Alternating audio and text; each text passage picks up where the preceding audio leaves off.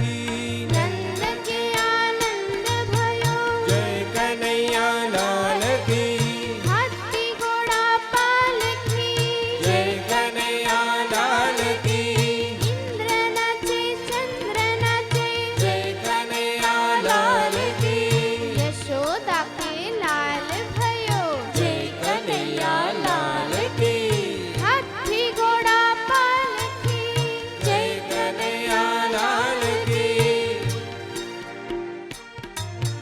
सोने की सांकड़ है चांदी की पालकी सोने की साकड़ है चांदी की पालकी सोने की सांकड़ है चांदी की पालकी सोने की साकड़ है चांदी की पालकी दुनिया में धूम मची गुरु जी के नाम की दुनिया में धूम मची गुरु जी के नाम की दुनिया में धूम मची गुरु जी के नाम की दुनिया में धूम मची गुरु जी के नाम की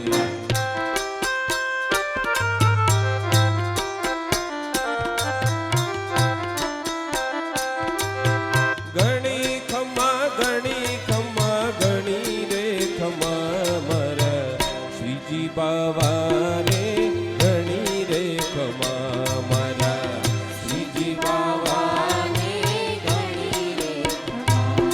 हे गणी खम्मा गणी रे खम्मा मरा श्रीजी बाबा रे गणी रे खम्मा मरा श्रीजी बाबा ने घड़ी रे खमा नंदनो दुलारो कान जशोदानो जायो नंदनो दुलारो कान यशोदानो जायो ब्रजनो ब्रजेश कान मेवाड़नो राणो ब्रजनो ब्रजेश कान मेवाड़नो राणो मेवाड़ नारायणे गणी रे खमा मरा श्रीजी बाबा ने घड़ी रे खमा मरा श्रीजी बाबा ने गणी रे खमा गणी खमा गणी रे खमा मरा श्रीजी बाबा ने गणी रे खमा मरा श्रीजी बाबा ने घड़ी रे खमा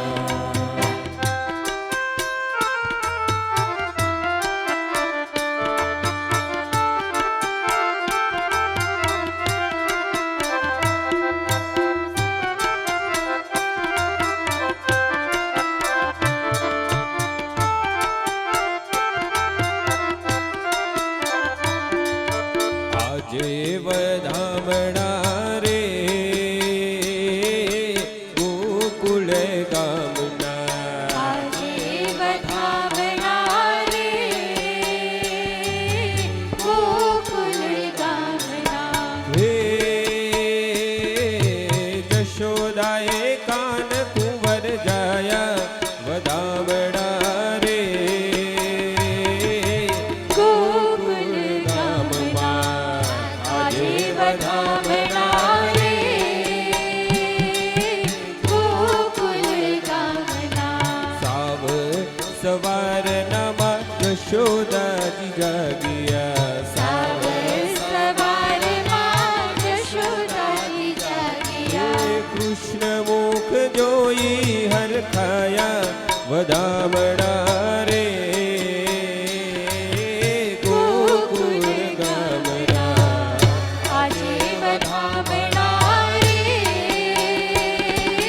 ગોકુળ ગામના હલ રે હલ હલ હલ પોઢો માર નંદના રે લાલા લાલા લાલા તમને પારણીએ ઝૂલાવે જશોદા માવડી હરખે હાલરણા સંભળાવે જશોદા માવડી તમને જાજી રે ખમા તમને ઘડી રે ખમા તમને જાજી રે ખમા તમને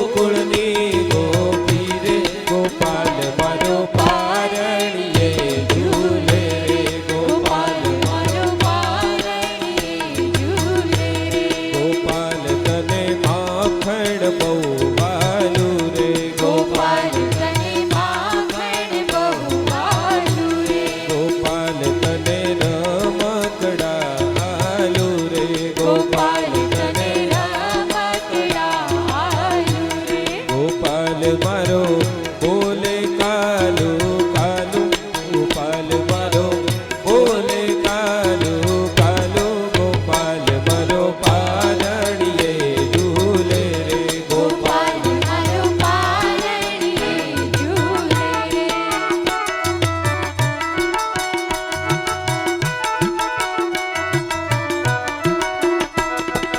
लाड लडाओ ललने लाड लडाओ लाड लडाओ ललने लाड लडाओ लाड लडाओ ललने लाड लडाओ लाड लडाओ ललने लाड लडाओ। नानी मोटी गोपी मळे मंगळ गावो ललने लाड लडाओ लाड लडाओ ललने लाड लडाओ लाड लडाओ ललने लाड लडाओ। उघड्याचे भाग्य आज गोकुळिया गामना उघड्याचे भाग्य आज गोकुळिया गावना पूरी करी छे वाले जशोदानी भावना पूरी करी छे वाले जशोदानी भावना। हे आहिर ने मळ्यो आज अमुलक लावो आहिर ने मळ्यो आज अमुलक लावो ललने लाड लडाओ लाड लडाओ ललने लाड लडाओ लाड लडाओ ललने लाड लडाओ। वलने मखण भावे रे वलने मिश्री भावे रे वलने मखण भावे रे वलने मिश्री भावे मार लालाने मखण भावे रे वलने मिश्री भावे रे वलने मखण भावे रे वलने मिश्री भावे रे। हर धरु ने देवर धरु गुगर धरु सई लाड करो रे देवरा धरु गुगरा धरु सई। मलपुआ दूध पाक धरु पण मलपुआ दूध पाक धरु पण माखण जेवाने हो माखण जेवाने हो माखण जेवाने ललने ललने ललने माखण भावे रे वलने मिश्री भावे रे वलने माखण भावे रे वलने मिश्री भावे वलने माखण भावे रे वलने मिश्री भावे रे वलने माखण भावे रे वलने मिश्री भावे रे वलने मखण भावे रे वलने मिश्री भावे रे। छोटी छोटी गैया छोटे छोटे ग्वाल छोटी छोटी गैया छोटे छोटे ग्वाल छोटी छोटी गैया छोटे छोटे ग्वाल छोटी छोटी गैया छोटे छोटे ग्वाल छोटो सो नन्नो सो प्यारो सो मेरो मदन गोपाल अरे प्यारो सो मेरो भजन गोपाल। आगे आगे गैया पीछे पीछे ग्वाल आगे आगे गैया पीछे पीछे ग्वाल बीच में मेरो मदन गोपाल अरे बीच में मेरो मदन गोपाल मेरो मदन गोपाल मेरो मदन गोपाल छोटी छोटी छोटी गैया छोटे छोटे ग्वाल छोटी छोटी गैया छोटी छोटी ग्वाल छोटो सो मेरो मदन गोपाल अरे छोटो सो मेरो मदन गोपाल छोटो सो मेरो मदन गोपाल हे ब्रिजती सब बाला रूप रसाला ब्रिजती सब बाला रूप रसाला बनी बेहाला बनमाला जागी तन ज्वाला विपत विशाला दीन दयाला नंदलाला आए नहीं आला बंसी वाला कृष्ण कृपाला बनवारी कन्नड़ सुखकारी मित्र मुरारी गए बिसारी गिरधारी रे गिर गए बिसारी गिरधारी हे नंद गेरा नंद भयो जय कन्हैया लाल की नंद गेरा नंद भयो जय कन्हैया लाल की यशोदा को लालो भयो जय कन्हैया लाल की गोपी मन आनंद भयो जय कन्हैया लाल की ग्वालों में आनंद भयो जय कन्हैया लाल की गवा में आनंद भयो जय कन्हैया लाल की संतों मन आनंद भयो जय कन्हैया लाल की भागवत में आनंद भयो जय कन्हैया लाल की श्रोता में आनंद भयो जय कन्हैया लाल की संगीत में आनंद भयो जय कन्हैया लाल की हाथी घोड़ा पाल की जय कन्हैया लाल की गोकुल में आनंद भयो जय कन्हैया लाल की यशोदा को लालो भयो जय कन्हैया लाल की यशोदा को लालो भयो जय कन्हैया लाल की नगेरा आनंद भयो जय कन्हैया लाल की हाथी घोड़ा पाल की जय कन्हैया लाल की हाथी घोड़ा पाल की जय कन्हैया लाल की हाथी घोड़ा पाल की जय कन्हैया लाल की नगेरा आनंद भयो जय कन्हैया लाल की जय कन्हैया लाल की जय कन्हैया लाल की जय कन्हैया लाल की जय कन्हैया लाल की। हे नंद घेरा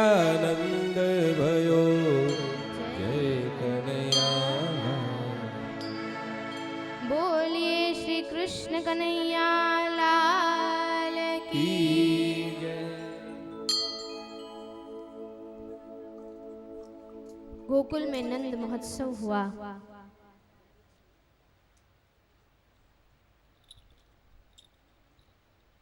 साढ़े 5,000 वर्ष पूर्व की ये घटना, लेकिन फिर भी श्री कृष्ण चरित्र और उनके जन्म के प्रसंग के उल्लेख में ये ताकत है कि आज भी केवल उसका उल्लेख किया जाए और हमें इतना आनंद होता है। इस पर से मनुष्य को सोचना चाहिए कि सच में जब परमात्मा श्री कृष्ण का इस भूतल पर अवतार हुआ होगा और गोकुल वासियों ने परमात्मा की उपस्थिति में महोत्सव किया होगा तो उन्हें कितना आनंद हुआ होगा, हम केवल उसके बारे में सोच सकते हैं। नंद महोत्सव के पश्चात नंद बाबा मथुरा गए हैं कर देने के लिए, टैक्स देने के लिए, और वहां पर नंद बाबा की वसुदेव जी के साथ भेंट। वसुदेव जी ने नंद बाबा से पूछा, बाबा मेरे बच्चे कैसे हैं? नंद बाबा ने समझा कि वो रोहिणी नंदन के बारे में पूछ रहे हैं। नंद बाबा ने कहा, वसुदेव जी आपके पुत्र तो बिल्कुल कुशल क्षेम है, अच्छे हैं, चिंता ना करें। लेकिन आपने सुना? वसुदेव जी ने कहा, क्या? अब तो मेरे वहां भी पुत्र का जन्म हुआ है। वसुदेव जी क्या बताऊं, मेरा पुत्र इतना सुंदर है, गोकुल वासियों को इतना आकर्षित करता है, सबका मन उसमें इतना लगा रहता है कि मैं आपसे क्या बताऊं। जब से उसका आगमन हुआ है ना, तब से मेरे आंगन में से लोगों की भीड़ कम नहीं होती। एक जाता है, दो लोग आते हैं, दो जाते हैं, चार आते हैं, चार जाते हैं, 16 आते, कम ही नहीं होती। गोपी अपने घर में कुछ कार्य करती हूँ, कार्य करते करते उसे लालन की याद आती है, दौड़ती हुई नंदालय में आती।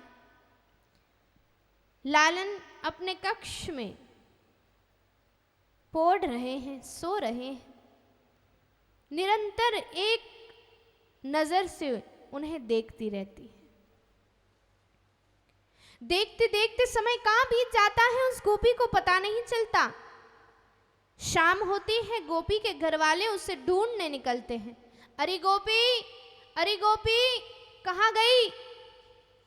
ढूंढते ढूंढते नंदालय के पास आते हैं। दूर से उसके घर वाले उसे पुकार करते हैं, अरे गोपी। गोपी इशारा करती है, क्या हुआ, तू यहां क्या कर रही है? घर वाले आते हैं, पूछते, अरे गोपी दोपहर से घर से गायब है, सब घर का काम छोड़कर चली गई है तू, शाम होने आई है, यहां पर क्या कर रही है तू? गोपी कहती है, आवाज मत करो इतना, क्यों, क्या हुआ? देखो लालन सो रहे हैं, कितने सुंदर लग रहे हैं ना। गोपी के घर वाले उसे बुलाने आए हैं, वो भूल जाते हैं, वो ही लालन को देखने लगते हैं। वसुदेव जी सुन रहे हैं, सोचते हैं ये आदमी कितना भोला है, समझता है कि लालन उसी के बेटे हैं, कितना प्रेम करते हैं। वसुदेव जी ने नंद बाबा से एक बात कही। नंद बाबा भागवत में बड़े भोले हैं, राजपाट की खटपट समझ नहीं पाते, लेकिन वसुदेव जी बड़े समझदार हैं। वसुदेव जी ने नंद बाबा से कहा, बाबा नैकत्र प्रिय संवास सुहृदाम चित्रकर्मणाम ओघेन व्यूयमानानां पल्लवानां स्रोतसो यथा। बाबा समय का जो ये काल का जो ये प्रवाह है वो बड़ा ही विचक्षण है। जैसे कोई प्रबल नदी का प्रवाह चल रहा हो वैसे काल का प्रवाह चल रहा है बाबा। उसमें जैसे कोई प्रबल नदी बह रही हो उसमें दो तिनके कभी भी एक साथ में बह नहीं सकते।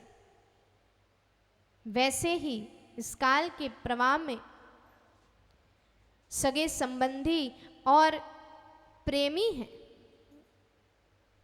यानी जो एक दूसरे से स्नेह रखते हैं, वो दो व्यक्ति कभी एक साथ में लंबे समय तक चल नहीं सकते। वसुदेव जी जैसे याद कर रहे हैं कि यूं तो लालन हमारे बेटे हैं, लेकिन काल का प्रवाह ऐसा है कि उनकी लीलाओं का वर्णन सुनते हुए भी हम उनके साथ नहीं रह सकते। संसार में भी ऐसा ही कहीं अनुभव हमें भी होता है। वसुदेव जी ने कितनी सत्य बात कही कि सगे संबंधी होते नाम से कोई और है और मनुष्य का स्नेह लगता है किसी और से। कई बार देखो दो बहनों में जो शायद जन्म से बहनें नहीं हैं लेकिन इतना बनता है, अंग्रेजी में उसके लिए बहुत अच्छा शब्द है सोल सिस्टर्स। दो भाइयों में दो बहनों में सहेलियों में इतना बनता है कि वे कहते हैं कि शायद जन्म से बहनें नहीं थी लेकिन आत्मा से हम बहने हैं। विचारधारा इतनी अच्छी है, कुछ संबंधों में मिठास इतनी अच्छी होती है कि उसमें सगे संबंधी होना जरूरी नहीं। और नंद बाबा कई बार सगे संबंधी भी अच्छे मिल जाते हैं लेकिन समय का प्रवाह ऐसा होता है कि साथ में रह नहीं पाते। इसीलिए बाबा ये सुख का समय जो आपको मिला है उसे पूर्ण रूप से जी ले, पता नहीं कितने समय तक ये चलेगा। नंद बाबा ने कहा वसुदेव जी आप क्या कहना चाहते हैं? वसुदेव जी ने बात को बदलते हुए कहा नंद बाबा जैसे आप और हम यूं तो एक दूसरे के परिवार से जुड़े हुए हैं लेकिन फिर भी ज़्यादा समय तक साथ में न रह पाएंगे। आप यहाँ पर रहकर जिस बच्चे की बात कर रहे हैं आपको जल्दी से गोकुल वापस जाना चाहिए, वहाँ पर महान उत्पात हो रहे हैं। जैसे ही वसुदेव जी ने ये कहा नंद बाबा समझ गए हैं कि वसुदेव जी का किस और इशारा, तुरंत ही वे गोकुल की ओर निकल पड़े। यहाँ पर नंद बाबा निकल पड़े और उसी समय गोकुल में पूतना आई है। दशम स्कंद के 6ठे अध्याय से पूतना उद्धार की कथा आती है। पूतना कंस की भेजी हुई राक्षसी थी। पूतना बाल घातिनी, शिशुओं को मारने के लिए भेजी हुई राक्षसी थी और इसीलिए पूतना बड़ा ही सुंदर रूप लेकर आई थी। रूप सुंदर, चेहरे पर मुस्कान, लेकिन स्तन पर जहर लगाकर आई है ये पूतना। जिसके मुख पर मुस्कान हो लेकिन हृदय में जहर हो ये पूतना का प्रतीक है। शेक्सपियर ने बहुत अच्छी एक बात कही, वन में smile smile and still he can be a villain. व्यक्ति के बाहरी पहरवेश या उसके बोलने पर कभी व्यक्ति को नहीं जाना चाहिए। महत्वपूर्ण ये है कि व्यक्ति के हृदय में कौन सी भावना है। पूतना मन में शिशुओं को मारने की भावना लेकर आई है। पूतना बाल घातिनी, पूतना शब्द का अर्थ समझना, पूत यानी पवित्र, ना यानी नहीं, जो पवित्र नहीं है वो पूतना। पवित्र क्या नहीं है उसे समझने के लिए हमें जानना होगा कि कौन सी चीज पवित्र है। श्री कृष्ण ने गीता में बताया, नहीं ज्ञानेन सदृशम पवित्रमिह विद्यते। ज्ञान जितना पवित्र और कुछ नहीं। नॉलेज, विजडम सबसे पवित्र चीज है। और इसीलिए अज्ञान ये पूतना का प्रतीक है। अज्ञान या अपवित्रता है, ये पूतना। याद रखिएगा, अज्ञान शिशु को मारती। शब्द को समझिए, भाषा में 3 शब्द हैं, एक शिशु, एक बालक और एक कुमार। ये अलग अलग आयु को बताती है। 3 वर्ष से कम उम्र के बालक को शिशु कहा जाता है। उसके बाद 12 से 13 वर्ष, 3 से 13 वर्ष, 13 वर्ष की जो उम्र है उसे बालक कहा जाता है और उसके पश्चात उसे कुमार कहा जाता है। पूतना शिशु को मारती है। अज्ञान जो है वो मनुष्य के अंदर, शिशु यानी 3 बातें जो हैं उसे मारती है।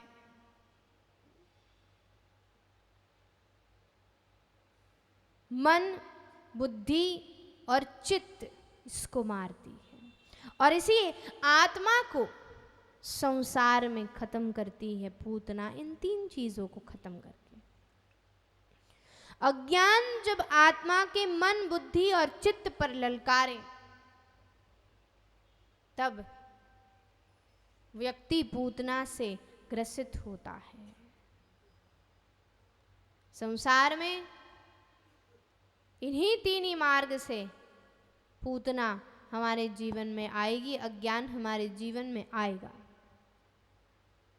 अज्ञान जब भी जीवन में आता है तब आकर्षक पैकिंग में आता है, अच्छा बन के आता है। अगर अज्ञान अपनी खुद के स्वरूप में आएगा तो सीधी सी बात है, हम उसका स्वीकार नहीं करेंगे। हमें पता है ये चीज गलत है तो हम उसका स्वीकार नहीं करेंगे। लेकिन जब गलत चीज जीवन में आती है तो वो गलत भासती नहीं और इसीलिए व्यक्ति उसमें फंसता है। पूतना ने इतना सुंदर रूप लिया है, दूर से आ रही हूं तो लगता है जैसे स्वयं साक्षात लक्ष्मी जी आ रही, हाथ में कमल का पुष्प से खेलती खेलती आ रही। कोई उसे रोकता नहीं, टोकता नहीं, प्रश्न नहीं पूछता। संसार में भी गलत चीजें चलती हैं क्योंकि वो इतनी आकर्षक रूप में आती है, इतनी स्मार्टली उस समाज में प्रवेश करती है कि लोगों को उसमें कोई आपत्ति लगती ही नहीं। लोग समझते व्हाट्स रॉन्ग इन इट। लेकिन जब वो घर कर जाए और वर्षों बाद उसकी सारी इफेक्ट्स, खराब इफेक्ट समाज पर दिखने लगे, तब लोगों को पता चलता है कि क्या हो गया। पूतना, अज्ञान इस प्रकार से समाज में आती है। पूतना को आते देखकर सुखदेव जी वर्णन करते हैं, परमात्मा ने अपनी आंखों को बंद कर लिया। संत इसके लिए बहुत से कारण देते हैं। परमात्मा ने अपनी आंखें बंद क्यों की? पहला, पूतना यह अज्ञान का प्रतीक है। अज्ञान इंद्रियों के रूप से आत्मा में प्रवेश करती है। अज्ञान को आते देखकर परमात्मा ने अपनी इंद्रिय रूपी आंखों को बंद कर दिया। बताते हैं कि इंद्रिय द्वार यदि अज्ञान के लिए बंद हो जाएं तो आधा काम वहीं पर हो जाता है। और इसीलिए जिसे हम अपने राष्ट्र के पिता मानते हैं, father of the nation, Gandhi ji, उनके आश्रम में बहुत ही एक प्रचलित 3 बंदरों की मूर्ति, आंख बंद, मुंह बंद और कान बंद, बहुत सी बातें सिखाता है ये। क्या देखना चाहिए वह व्यक्ति को सोचकर अपने नेत्रेंद्रिय का उपयोग करना चाहिए। नेत्र हैं, इंद्रियां हैं, सब कुछ देखना ही चाहती हैं, नई नई बातें देखना हमें अच्छा लगता।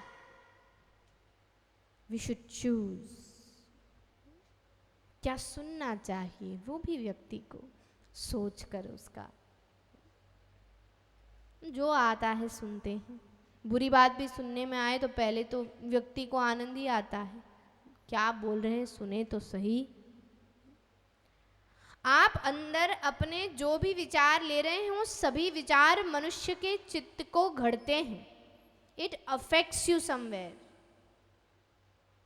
और इसीलिए सोचे आप क्या देखते हैं, आप क्या सुनते हैं, और उस वजह से आप क्या बोलेंगे, ये निर्धारित करता है। पूतना को आते देखकर परमात्मा ने आंखें बंद की। दूसरे कुछ संत कहते हैं कि पूतना को आते देखकर आंखें बंद की, क्योंकि प्रभु सोचते हैं कि जीवात्मा जब मेरे पास आता है तब उसके कितने पुण्य होने चाहिए तो मेरे पास आए। पूतना के इस जन्म में तो कोई ऐसे पुण्य है नहीं, वो तो राक्षसी है, तो गत जन्म में उसने ऐसे कोई पुण्य किए हैं जो मेरे पास आ रही हैं। पूतना के गत जन्म के दर्शन करने के लिए परमात्मा ने अपनी आंखें बंद कर दी। पूतना गत जन्म में कहा जाता है, दूसरे ग्रंथों में कथा आती है कि वो बलि राजा की पुत्री रत्नमाला थी। वामन जी जब बलि राजा के यज्ञ मंडप में आए तब तेजस्वी बटुक को देखकर रत्नमाला के मन में इच्छा हुई कि कितना अच्छा तेजस्वी बालक है, ऐसा बालक मुझे भी होता तो मैं उसके ऊपर अपनी ममता की कितनी वर्षा करती। लेकिन थोड़े से समय में वामन जी विराट हुए, पिता की सभी संपत्ति ले ली, तो रत्नमाला ने सोचा अरे इसने मेरे पिता की सभी संपत्ति ले ली, पाताल में भेज दिया, इसको तो मार डालना चाहिए। छोटे से समय में मातृभाव और मार डालने की इच्छा हुई और इसीलिए इस जन्म में वो पूतना बनी।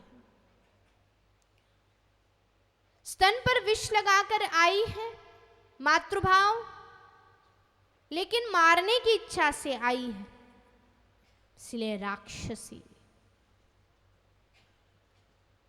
पूतना आई, परमात्मा को गोद में लिया है, सुंदर स्वरूप था और इसीलिए उसको किसी ने प्रश्न नहीं पूछा। गोपियों ने सोचा कि हमारे लालन इतने सुंदर हैं, देखो दूर दूर से लोग उसके साथ खेलने आते, खेलने दिया। समय बीता, थोड़ी जान पहचान बढ़ी। पूतना ने सभी को इशारा किया, आपको दूसरा कुछ काम करना है तो करो, बच्चे को ध्यान में रख रही हूँ, मैं उसे खिला रही हूँ, ठीक है। जैसे ही आसपास थोड़ी सी भीड़ कम हो गई, पूतना ने सही समय देखा और अपना स्तन परमात्मा के मुख में दिया। प्रभु विष तो क्या चूसते, पूतना के प्राण चूसने लगे हैं। पूतना को वेदना होने लगी, खुद जो सुंदर रूप लेकर आई थी वो सुंदर रूप छूट गया है। भागवत में वर्णन है, पूतना के विशाल विकराल बड़े बड़े हाथ, बड़े बड़े पैर पछाड़ने लगी है, ऐसा लगता है कि गोकुल में धरतीकंप आया। एक सांस में सारे वृक्षों को अपनी उथल पाथल से उसने गिराया और जिन वृक्षों को पूतना ने गिराया उसी वृक्षों को उसके शरीर के अग्निदाह देने में उपयोग किए गए हैं। ऋषि मुनियों ने बड़ी अच्छी बात की कि पूतना मरी तो सही, लेकिन मरते मरते अपनी लकड़ियों की व्यवस्था खुद करके गई, सारे वृक्षों को गिरा दिया है और चिल्ला रही है, सामुंच मुंचालमिति प्रभाषिणीम, मुझे छोड़, मुझे छोड़। पूतना जैसे कह रही हूँ, परमात्मा मुझे दुख में से तो छोड़िए, सुख में से भी छोड़िए, मुझे आनंद दीजिए, मुझे जीवन में से मुक्त कीजिए, मृत्यु में से भी मुक्त कीजिए, मुझे मुक्ति प्रदान करे। प्रभु संसार में द्वंद्वता ही दुख का कारण है, मुझे इस द्वंद्व में से मुक्त कीजिए। पूतना को मोक्ष दिया है, मुक्ति दी। जो इतनी सारी आवाजें हुई, सारी गोपजन गोपियां दौड़कर बाहर आई है, देखा प्रभु कैसे लग रहे हैं, जैसे एक विशाल पत्थर की काया हो, उसके ऊपर एक सुंदर सा गुलाब का पुष्प खिला हो, कितना सुंदर दिखे। प्रभु पूतना के शरीर के ऊपर ऐसे दिख रहे हैं। कुछ गोपियों ने हिम्मत की, पूतना के शरीर पे से प्रभु को लेकर आए। गोपियों ने कहा, इस राक्षसी के पास हमारे लालन गए, हमारे लालन अपवित्र हो गए, चलो चलो लालन को पवित्र करते हैं। गोपियों का प्रेम विलक्षण है, ब्रह्म को पवित्र करने चली हैं गोपियां। परमात्मा ने अपनी आयु के 6ठे दिन पर पूतना को मारा है। प्रभु बताते हैं कि षड विकारों के रूप में मनुष्य के जीवन में अज्ञान आता। इन षड विकारों को परमात्मा ने अपने आयु के 6ठे दिन पर दूर किया है और इसीलिए अज्ञान रूपी पूतना को मारा। गोपियां परमात्मा को स्नान करने ले गई हैं, पूतना कवच का पाठ करती हैं। परमात्मा को स्नान कराते समय अनुष्ठान के रूप में, महत्व का अनुष्ठान, आपके घर में छोटा सा बालक हो और आप चाहते हो कि आपका बालक का स्वास्थ्य अच्छा रहे, तो पुस्तक में पूतना कवच नहीं है। मैं आपको बता दूं, भागवत में कहा, गुजराती में हिंदी में नहीं। बात यह है, हिंदी की आवृत्ति पुरानी है, गुजराती का नया एडिशन है, इसीलिए उसमें है, हिंदी आवृत्ति में नहीं है। आपके लिए कोई बात नहीं, इस बहाने आप भागवत के मूल ग्रंथ को खोलेंगे।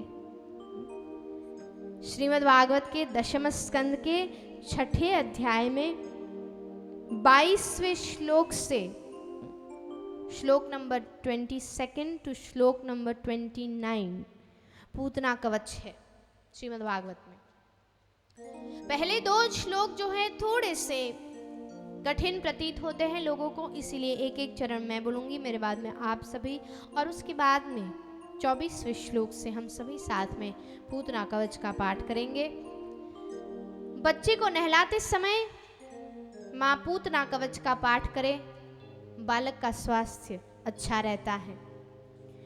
अव्याद जोंग्री मणिमांस्तव जानवथोरु, अव्याद जोंग्री मणिमांस्तव जानवथोरु, यज्ञोच्युतः कटितटं जठरं हयास्यः, यज्ञोच्युतः कटितटं जठरं हयास्यः, हृत्केशवस्त्वदुरैष इनस्तु कण्ठं, हृत्केशवस्त्वदुर ईश इनस्तु कण्ठं, विष्णोर्भुजं मुखमुरुक्रम ईश्वरः कम्, विष्णुर्भुजं मुखमुरुक्रम ईश्वरः कम्, चक्रः क्रतः सह गदो हरिरस्तु पश्चात्, चक्रगतः सगदो हरिरस्तु पश्चात्, त्वत्पार्श्वयोर्धनुरसि मधुहाजनश्च, त्वत्पार्श्वयोर्धनुरसि मधुहाजनश्च, कोणेषु शङ्खौरुगायौ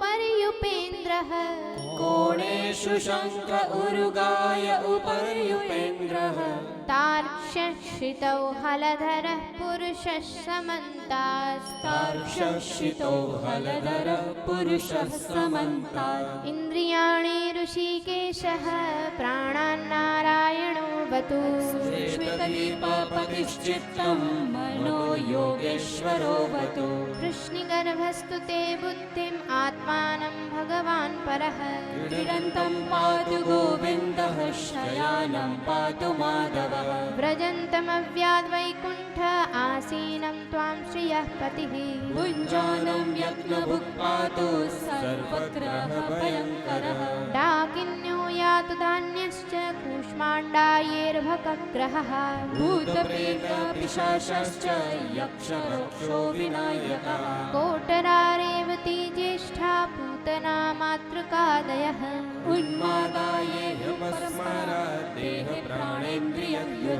स्वप्नदृष्टा महोत्पाता वृद्धबालगृहाश्रये सर्वे नश्यन्तु ते विष्णोः नामग्रहणभैरवः।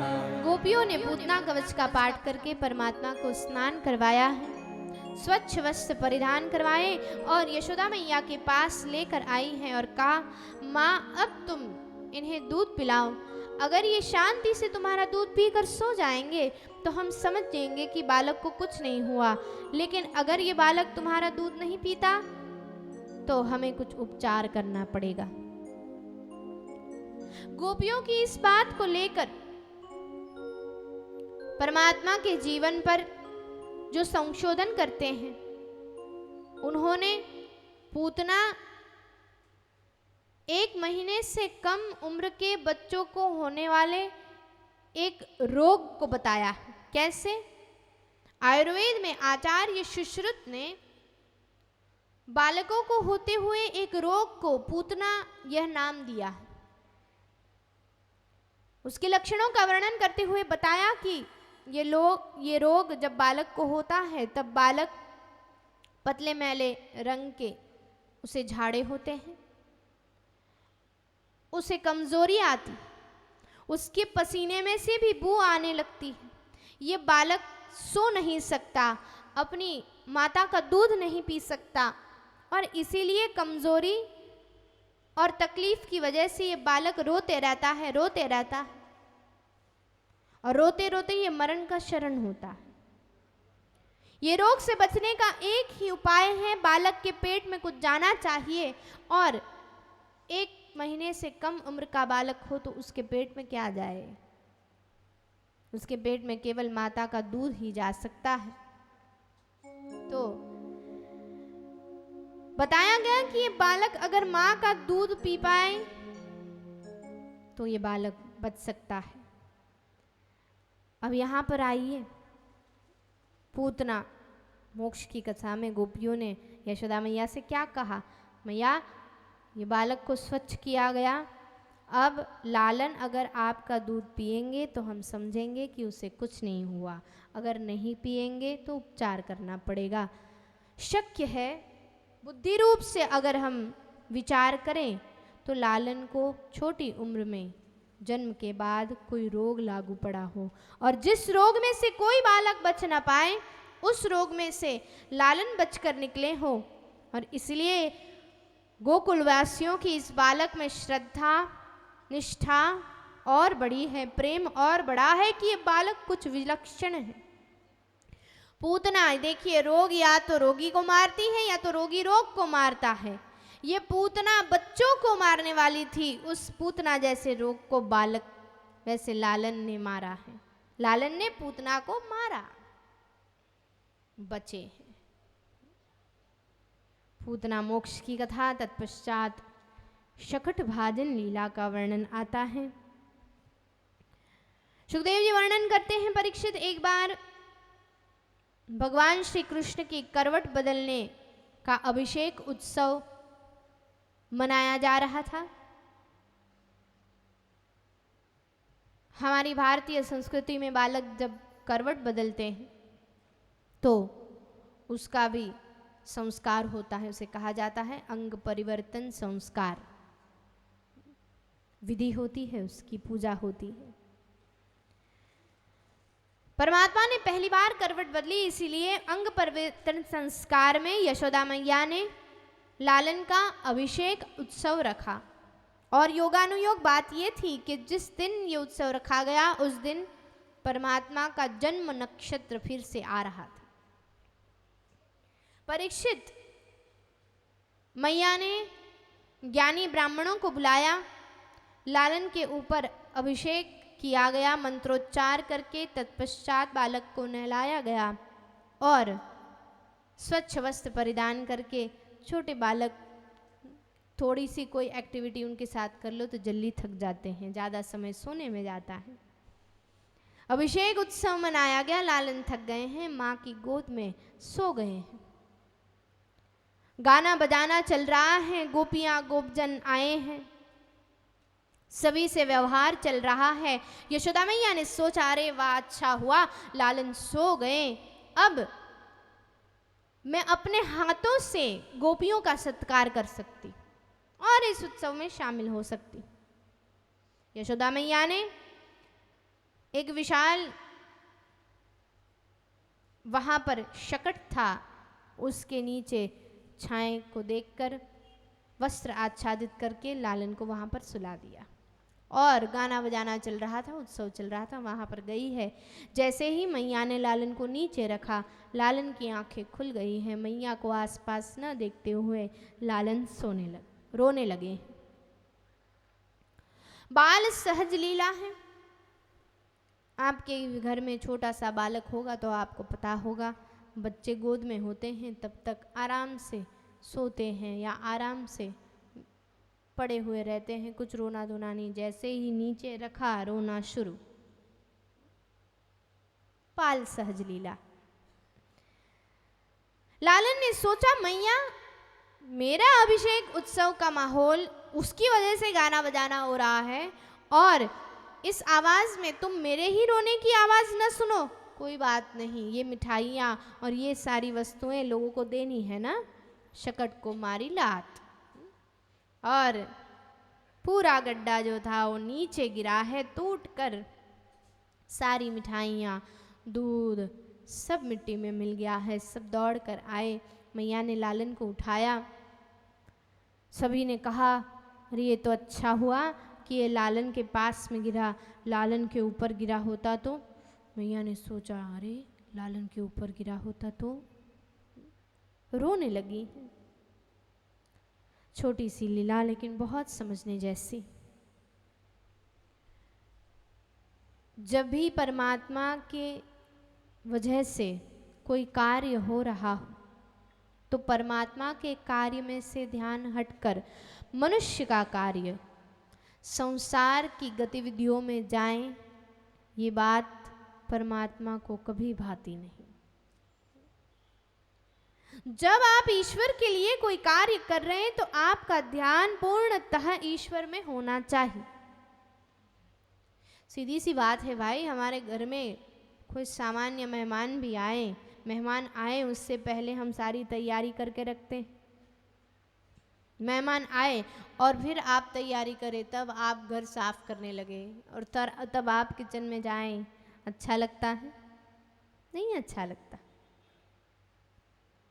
संसार में सामान्य सा कोई व्यक्ति आपके घर में आए तो आप कितना ख्याल करते हैं, तो फिर ये संसार का अधिष्ठाता वैसा ईश्वर यदि कभी हमारे सम्मुख आए, कोई भी प्रसंग में ईश्वर को हम अपने घर में बुलाएं या अपने अंगने में बुलाएं, ध्यान रखिएगा सारा ध्यान केवल परमात्मा के कार्य में ही होना चाहिए।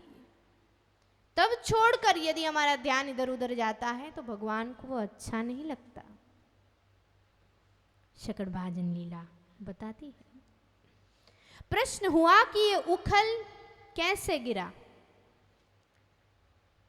गोकुल के छोटे छोटे बच्चे थे, गोप बालक, उन्होंने कहा, हमने देखा लालन ने लात मारी इसलिए उखल उल्टा होके गिरा। लेकिन बच्चों की बात समझकर लोगों ने उस पर ध्यान नहीं दिया। पहले 5 अध्याय यानी नंद महोत्सव से लेकर 5वें से 10वें 11वें अध्याय तक उसे महाप्रभु जी श्रीमद् वल्लभाचार्य जी ने अपनी सुबोधिनी में तामस प्रकरण कह के बताया है। क्योंकि शुरुआत में गोकुलवासी परमात्मा को एक सामान्य बालक समझते हैं। जब भी कोई लीला होती तो गोकुलवासी ये सोचते कि इसमें से हमारे लालन बच गए, इसमें से हमारे लालन बच गए, भगवान की कृपा हुई, लालन बच गए। लेकिन लालन यह स्वयं ईश्वर है, वो ऐश्वर्य शक्ति के दर्शन गोकुलवासियों को अपने प्रेम की वजह से न होते। याद रखिएगा, जहाँ पर प्रेम है, जहाँ पर स्नेह है, वहाँ पर पराक्रम की भावना, शक्ति के दर्शन कहीं पर नहीं होते। बालक चाहे जितना भी बड़ा कार्य कर ले, माँ के लिए तो वो अपना बालक ही रहेगा। उदाहरण के तौर पर रामायण का एक छोटा सा प्रसंग मुझे बहुत अच्छा लगता है। 14 वर्षों के वनवास के बाद राम, लक्ष्मण और सीता जब अयोध्या में वापस आते हैं, तब सभी को वंदन करते हैं और लक्ष्मण जी माँ कौशल्या के पास आते हैं।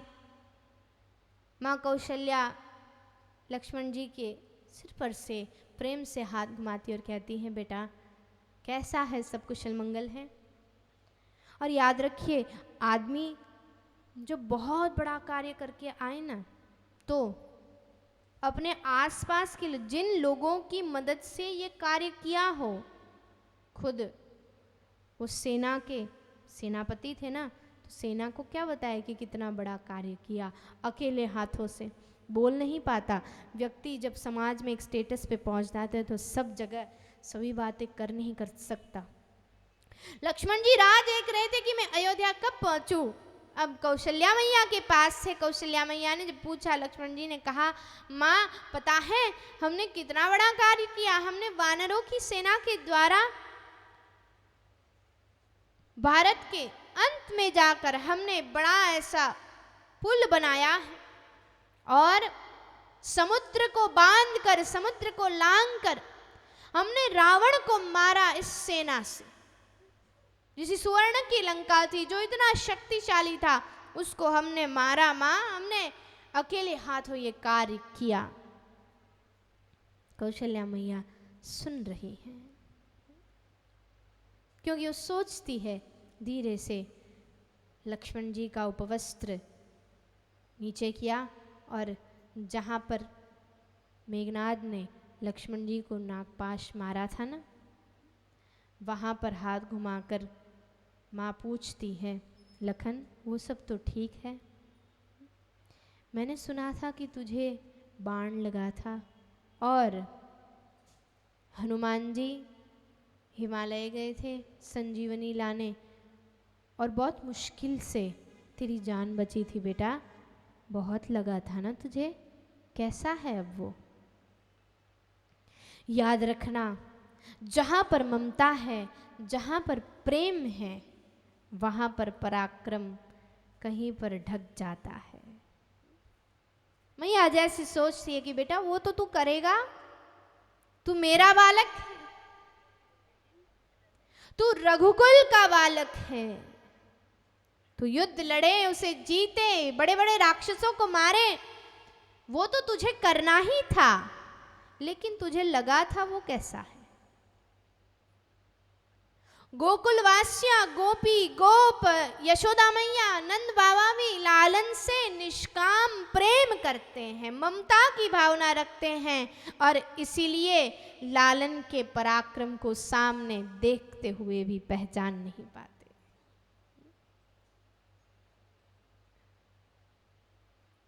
गोप बालकों ने कहा कि इसने लात मारी, तब गोपवासियों ने सोचा, इतना छोटा सा शिशु, उसके पांव की टक्कर लगने से थोड़ी ना पूरा उखल जिसके ऊपर इतना भारी सामान रखा हुआ था उलट जाएगा। ये बच्चे तो कुछ भी बोलते हैं। बात ऐसी थी, ये उखल में हिरण्याक्ष के पुत्र उत्कच था, उसको परमात्मा ने उखल में से मुक्ति दी है। ऋषि वर्णन करते हैं, हिरण्याक्ष का पुत्र उत्कच बड़ा ही बलवान था, मोटा तगड़ा पहलवान था। उसे अपनी शक्ति का बहुत अहंकार था और एक बार यात्रा करते समय वो लोमेश ऋषि के आश्रम में से पसार हो रहा था। आश्रम के सारे वृक्षों को उसने कुचल दिया और इसीलिए लोमेश ऋषि ने उसे श्राप दिया था कि तू शरीरहीन हो जाएगा। उसका शरीर वहीं पर गिरने लगा। उसने माफ़ी मांगी। लोमेश ऋषि ने कहा कि प्रभु जब पूर्णावतार लेंगे तब तुम्हें मुक्ति देंगे। इस उखल में आकर उत्कच बसा था। शकट भाजन लीला हुई। तत्पश्चात परमात्मा के नामकरण संस्कार की बात आती है, उस कथा की ओर आगे बढ़ें उसके पूर्व एक अच्छे से भजन को सुन ले। बोलिए श्री कृष्ण कन्हैया लाल की।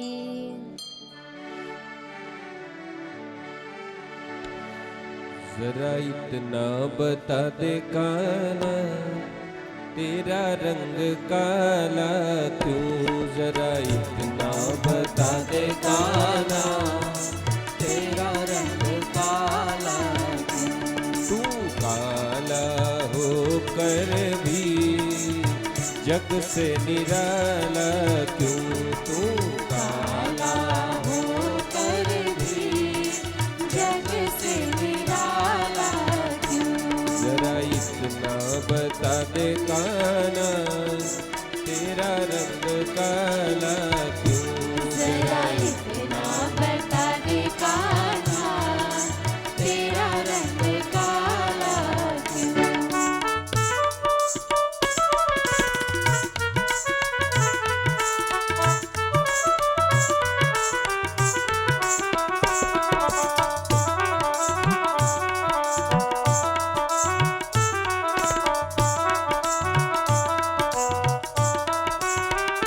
मैंने काली रात को जन्म लिया, मैंने काली रात को जन्म लिया, और काली गाय का दूध पिया, और काली गाय का दूध पिया।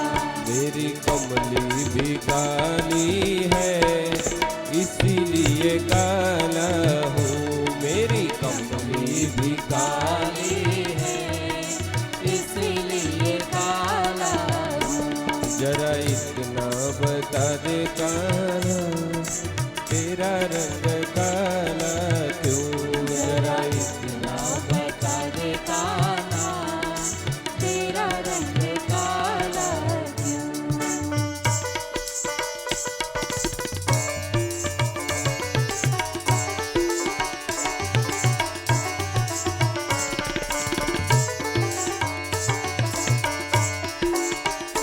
सावन में बिजली कड़कती है, सावन में बिजली कड़कती है, और बादल बहुत गरजते हैं, और बादल बहुत गरजते हैं। बादल का रंग काला मैं इसीलिए काला हूँ। बादल का रंग काला इसलिए काला हूँ। जरा इतना बता दे कान्हा, तेरा रंग काला क्यों?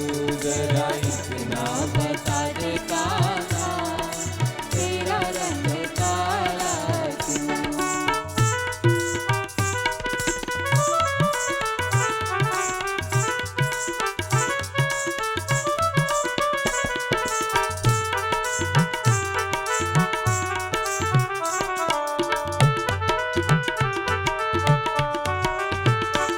सखी घर में रोज बुलाती है, सखी घर में रोज, बुलाती है, और माखन बहुत खिलाती है, और माखन बहुत खिलाती है। सखियों का दिल काला मैं इसीलिए काला हूँ। सखियों का दिल काला मैं इसलिए काला हूँ। जरा इतना बता दे काला, तेरा रंग काला क्यों? जरा इतना बता दे कान्हा, तेरा रंग काला क्यों? तू काला होकर भी जग से निराला क्यों?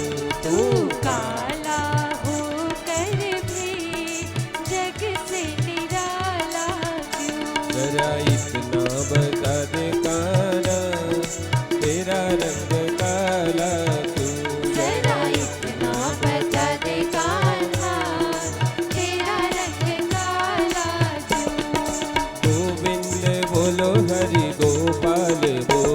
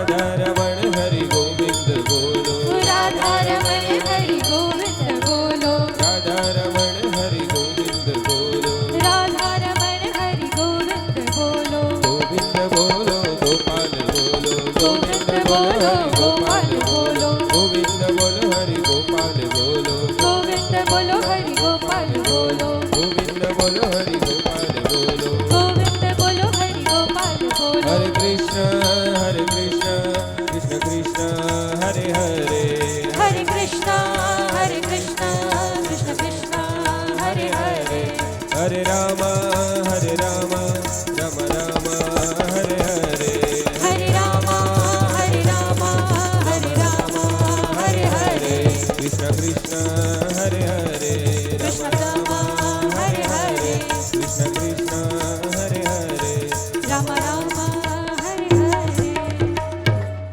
बोलिए श्री कृष्ण कन्हैया लाल की जय। गर्गाचार्य जी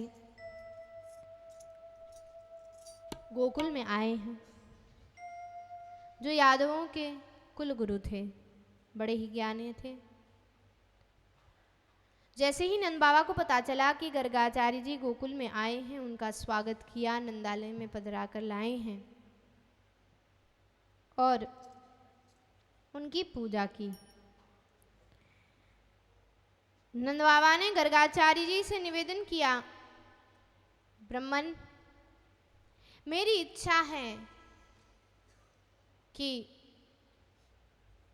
हमारे दोनों बच्चों के नामकरण आपके द्वारा होने चाहिए, रोहिणी नंदन और यशोदानंदन।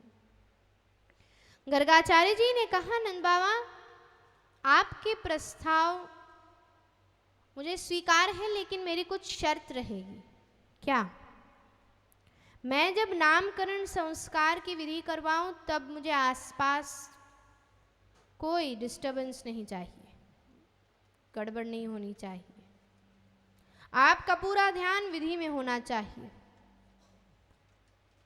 नंद बाबा ने कहा, ठीक, निर्णय लिया गया। नंद बाबा ने कहा, भूदेव, ऐसी एक ही जगह है मेरी गौशाला। दूसरे दिन प्रातः काल दोनों बच्चों को लेकर दोनों माताएं, बच्चे, नंद बाबा और गर्गाचार्य, बस केवल इतने ही लोग नंद बाबा की गौशाला में इकट्ठे हुए हैं और नामकरण की विधि शुरू की गई। विधि के मध्य में गर्गाचार्य जी ने नंद बाबा से पूछा, नंद बाबा, पहले किस बच्चे का नाम रखना है? नंद बाबा ने रोहिणी नंदन बड़े हैं, उन्हें आगे किया और कहा, भूदेव, ये बड़े भाई हैं, इनका नाम पहले रखें। उनके दर्शन करते हुए गर्गाचार्य जी ने कहा, नंद बाबा, इनके बारे में क्या कहा जाए? अयम ही रोहिणी पुत्रो रमयण सुहृदो गुणैः। ये इतने गुणों वाले होंगे, गुणवान होंगे कि इनके गुणों में